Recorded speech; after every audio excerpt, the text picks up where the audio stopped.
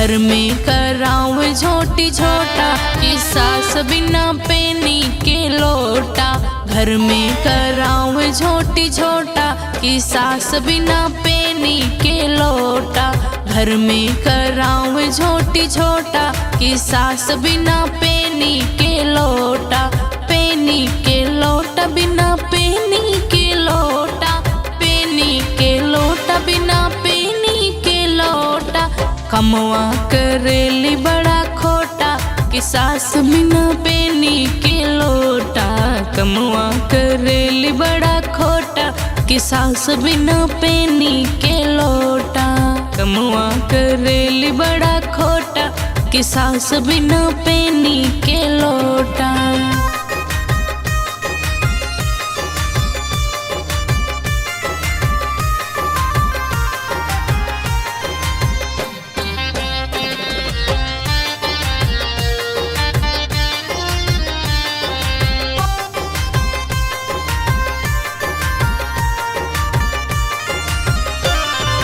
पता न चले ऊ के हर रहेली, ए हर के बात जाके ओ हर कहेली।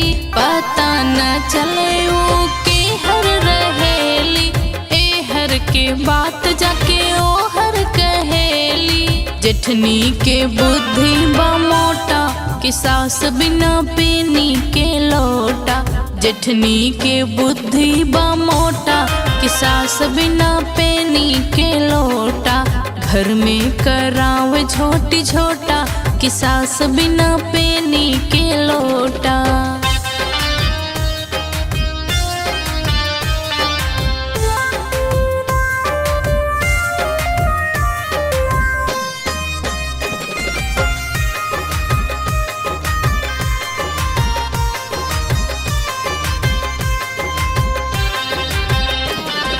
होला जब झगड़ा तो आवेली छोड़ावे, बने सधुआ इन लागेल समझावे।